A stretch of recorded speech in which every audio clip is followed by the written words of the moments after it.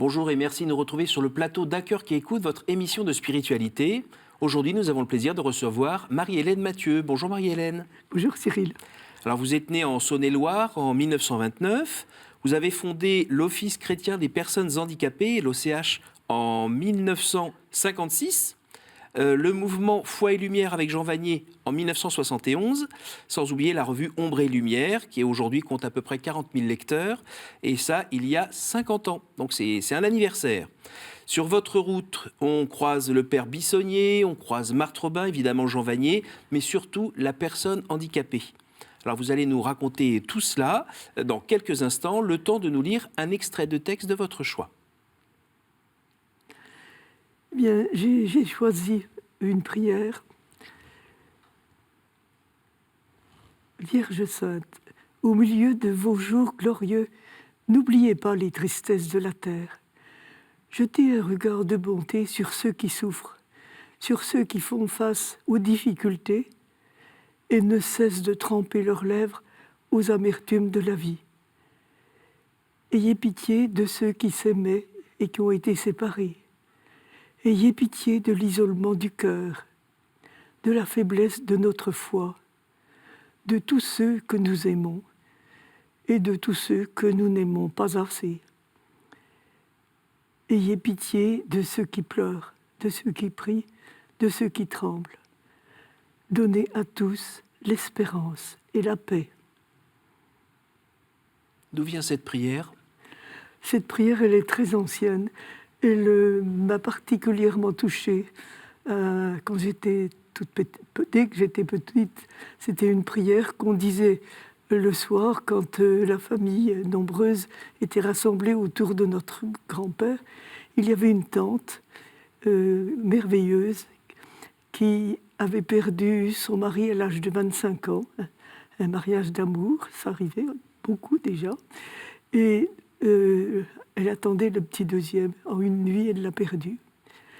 Et elle récitait tous les soirs cette prière qui nous bouleversèrent, surtout quand elle disait « Ayez pitié de ceux qui s'aimaient et qui ont été séparés. » Et de tous ceux, elle pensait à tous ceux qui traversaient une difficulté.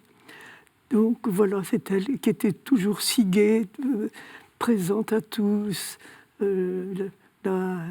le bon samaritain de la famille. Alors on est en Saône-et-Loire là, hein, c'est ça ? À Tournu, je suis née à Tournu. D'accord. Et j'avais d'autres grands-parents tout près de Paray-le-Monial.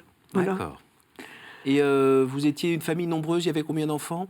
Oui, nous étions 6 enfants, 3 garçons et 3 filles.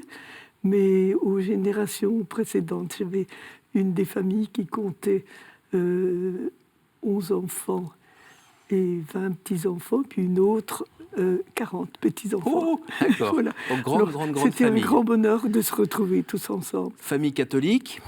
Oui, avec une foi bien ancrée. Bien ancrée. Oui. Et votre papa avait une foi bien ancrée et il travaillait... Oui, mais bon, nous avions la chance de vivre à la campagne, tout au moins pendant les premières années de ma vie, parce que mon père était agriculteur. Et c'était un bonheur que de plonger dans la nature. Je me souviens d'un jour où il y avait eu un gros orage, j'avais 5 ans, et tous les 6, nous sommes partis nous promener après l'accalmie, c'était merveilleux, et tout d'un coup, qu'est-ce que je vois ? Un immense arc-en-ciel qui recouvrait tout l'horizon. J'avais jamais vu ça. J'ai dit, mais regardez, regardez. On dit, ben oui, c'est un arc-en-ciel. Alors, mais qu'est-ce que c'est un arc-en-ciel ? Ils se sont mis à me raconter l'histoire de Noé, de l'arc-en-ciel. J'étais émerveillée. Je leur ai dit, mais est-ce que c'est une histoire vraie ou pas vraie ? Ils m'ont dit une histoire vraie. Et à partir de ce moment-là, je peux dire que j'ai eu la foi. Si Dieu pouvait faire des choses aussi belles, aussi magnifiques, et puis en disant que plus jamais il y aurait de déluge, ça manquerait ma foi. Et quelques 20 ans plus tard, une personne handicapée m'a offert un dessin d'un arc-en-ciel sur un morceau de carton. Il avait écrit « Je crois en Dieu à cause des arcs-en-ciel ». Et je me suis dit, oui, mais moi aussi. Ah, c'est un beau clin d'œil. Oui, je crois en Dieu à cause des arcs-en-ciel. Ça a été une de mes premières fois avant de découvrir Jésus. Voilà. La découverte de Jésus, vous pouvez nous en parler? Oui, je pense que elle date de ma première communion, que j'attendais avec impatience. J'avais écouté à la porte de maman qui préparait mon frère, qui était juste au-dessus de moi, et j'aurais tellement voulu moi aussi faire ma première communion. Ça se faisait à quel âge à cette époque-là? J'avais 7 ans, 6 ans quand j'écoutais aux portes, et puis 7 ans quand j'ai fait ma première communion, où je ne savais pas, j'attendais quelque chose, je ne savais pas du tout quoi. Et curieusement, il ne s'est rien passé, mais je n'ai pas été déçue puisque j'attendais rien. Je me suis dit, bon, c'est comme ça. Et puis, c'est le lendemain et les jours qui ont suivi où je me suis dit, mais comment ça se fait, cette joie que j'ai eue toute la journée, une joie légère, extraordinaire, alors qu'il n'y avait rien de spécial. Alors je me suis dit, peut-être que c'est ma robe blanche, les cadeaux, mais non, je sentais que ce n'était pas ça.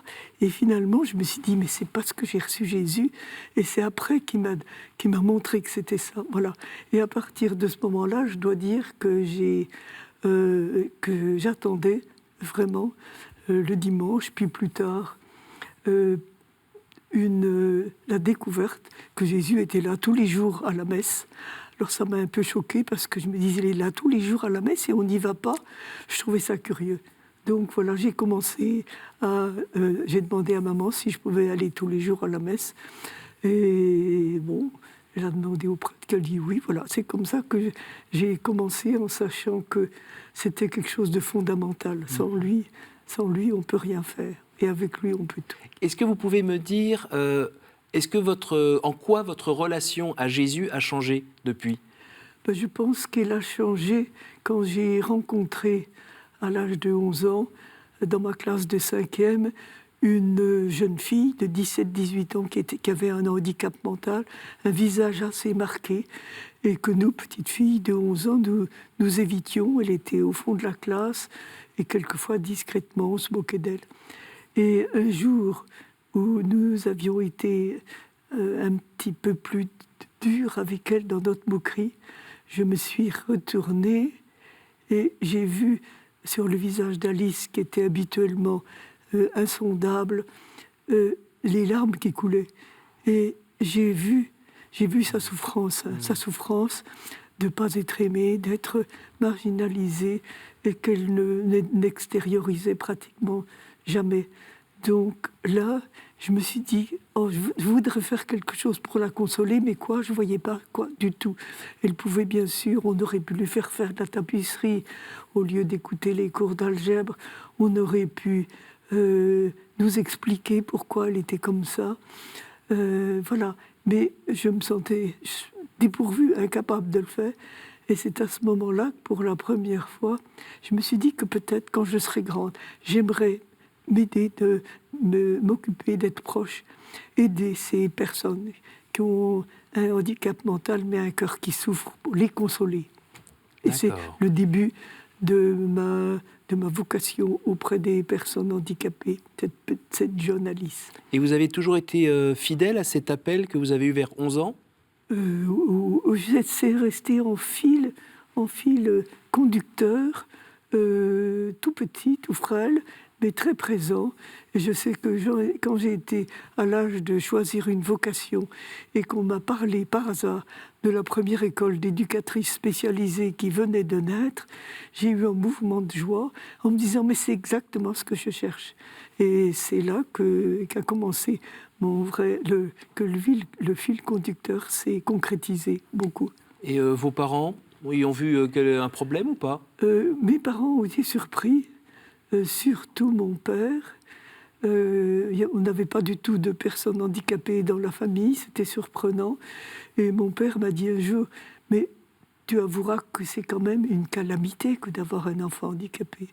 Je lui dis, oui, c'est vrai, c'est une grande, grande épreuve. C'est un peu une calamité, mais qu'est-ce qu'on fait à la campagne quand il y a une calamité chez le voisin ou dans les environs, eh ben, on s'unit tous, comme on se dit, on se tient la main et on va aider celui qui a sa ferme qui est incendiée. On abandonne tout pour aller aider et puis pour accompagner tant que les choses ne sont pas réparées. Donc, toute la famille a été extraordinaire, tous mes frères et sœurs et mes parents pour me soutenir sur ce chemin-là. Alors, ça s'est passé où, les études? C'était à Paris? Oui, à Neuilly-sur-Seine, j'ai fait l'école d'éducatrice spécialisée et j'ai rencontré là un prêtre qui s'appelait le père Bissonnier, Henri Bissonnier, qui est à l'origine de la catéchèse spécialisée. Lui-même avait été un enfant très chétif, puis malade, sanatorium, aérium, sana, prévent. Il avait connu vraiment la souffrance et il s'était consacré, il se consacrait aux personnes handicapées et à leurs familles, y compris sur le plan international. Et à la fin de mes études, il m'a proposé de venir avec lui, de devenir sa collaboratrice. J'ai accepté comme un privilège et en même temps un défi parce que c'était un homme très, très blessé par la vie, par la souffrance et qui était souvent insupportable. Donc j'ai accepté le défi de le prêtre difficile. On tremblait quand la clé tournait dans notre petit local parce qu'on savait qu'il y aurait un drame. Mais c'était un tel défi, une telle richesse que de le voir avec les personnes handicapées, le respect qu'elles leur manifestaient, leur préparation à la première communion. Et une de ces paroles m'avait frappée. Dieu dit au plus faible de ses enfants, toi aussi tu es un grand prophète, parce qu'il nous appelle à l'amour, et l'amour est la seule chose qui vaille. Alors, si on prend une machine à voyager dans le temps et qu'on part du père Bissonnier et on arrive jusqu'ici, entre les deux, on se retrouve avec des grands moments, donc la fondation de l'OCH, l'Office chrétien pour les personnes handicapées, en 1956. Non, pardon. Non. C'est beaucoup plus tard. Pardon. C'est en 1963. Pardon, 63. Il y a eu un temps de noviciat assez long avec le père Bissonnier avant qu'on arrive à la fondation de l'OCH. Et ce qui a été déterminant, c'est la rencontre avec les parents. Une rencontre particulièrement très discrète, celle-ci, dans une consultation pour les parents d'enfants handicapés, un jeune couple qui est arrivé avec un petit enfant dans les bras qui pouvait avoir 18 mois et qui ne semblait avoir aucune relation avec ses parents. Et les parents, avec un visage tellement douloureux, le médecin les a examiné l'enfant longuement, puis il a rendu à son père en lui disant « Écoutez, sachez qu'il n'y a rien à faire. Cet enfant, il faut que vous trouviez une maison pour l'accueillir, puis que vous pensiez à la naissance d'un second. » Et j'ai été bouleversée parce que par cette parole, il coupait tout l'avenir de cet enfant. Il n'y avait rien à faire. Et là aussi, j'ai vu le papa rester stoïque, mais la maman, elle aussi, pleurer. Et les voir sortir si tristement m'a labouré le cœur. Et je me suis dit, mais faut pas leur dire ça, il faut leur dire qu'il y a toujours quelque chose à faire. Et cet enfant, il va sentir si on l'aime ou si on l'aime pas, etc.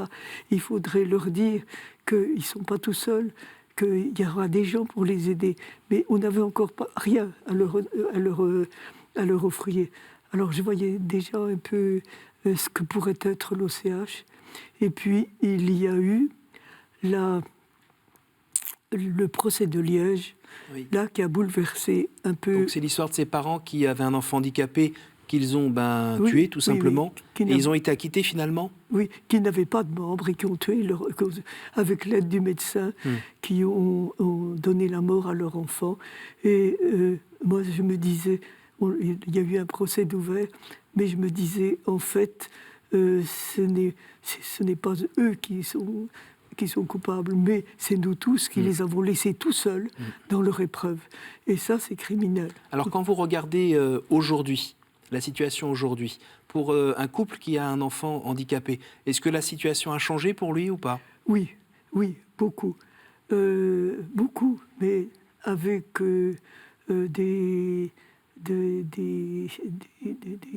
comment ça s'appelle, un abîme entre ce qui a été fait et puis ce que dit la loi, parce que c'est vrai que des progrès, grâce aussi, surtout aux associations de parents comme l'UNAPI et beaucoup d'autres, ont fait qu'il y a eu beaucoup d'aides, les lois, la loi d'orientation, les lois d'orientation des personnes handicapées ont vraiment changé sur le plan matériel et sur le plan environnement, mais en même temps qu'on leur donnait beaucoup, légitimement, indispensablement, des soutiens, des aides de toutes sortes. Il y avait cette loi sur l'avortement qui prévoyait de 75, qui prévoyait l'avortement de tout enfant, malgré tout ce qu'on avait fait pour l'éviter, l'avortement de tout enfant jusqu'à telle date, mais pour l'enfant handicapé, il pouvait être supprimé jusqu'à la veille de sa naissance, dès lors qu'on avait diagnostiqué qu'il avait un handicap grave. Et dès lors, ça a été la dérive jusqu'à aujourd'hui, où il y a, pour les enfants trisomiques, 96% qui sont supprimés, simplement 4%, dont les parents, acculés par l'environnement médical, mais aussi tout l'environnement, et quelquefois l'environnement familial, les grands-parents, les parents, etc., disent ça sera une épreuve insoutenable. Ça vous met en colère ? Pardon ? Ça vous met en colère qu'on n'ait pas trouvé d'autres moyens ? C'est évident. Toute vie est sacrée, surtout celui du plus petit, celui que Dieu, dans lequel il s'est identifié. Hein. J'étais nu, j'étais pauvre, j'avais rien, et vous m'avez soulagé, et c'est à moi que vous l'avez fait à toutes les fois que vous êtes venu en aide. Et là, c'est sa vie qui est en jeu. Une vie qui, comme lequel, une vie unique. Il n'y en aura plus jamais au monde.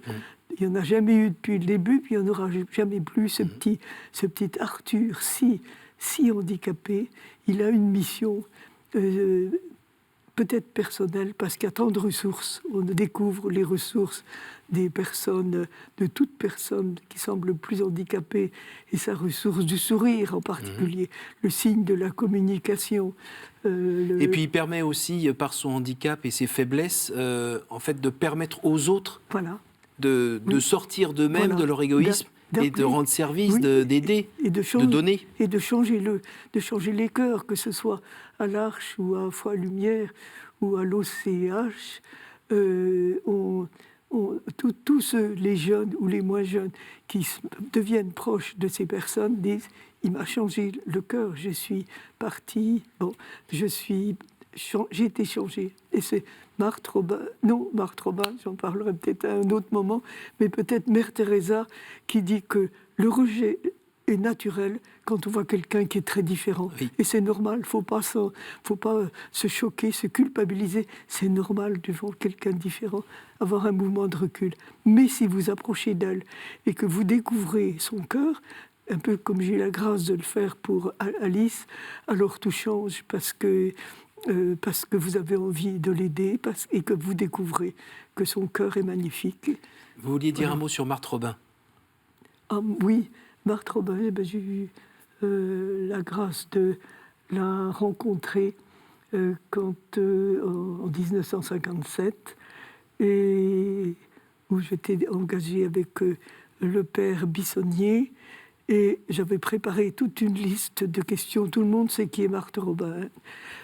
J'avais préparé toute une liste de questions, et puis, au lieu d'y répondre, elle me dit « Mais vous avez fait allusion au fait que vous faisiez la catéchèse à des petites filles épileptiques. Dites-moi comment est-ce que vous faites et comment elles réagissent, etc. » Elle m'a embarqué Et puis, je voulais lui parler de ma famille, puis on m'embarquait sur mes petites filles et puis les petits. Et quand je suis sortie, je me disais, mais je lui ai parlé qu'une seconde de ma famille, j'aurais voulu faire davantage. En même temps, j'avais cette joie légère de ma première communion, peut-être. Et j'ai dévalé la colline qui menait de chez Marthe au foyer de charité.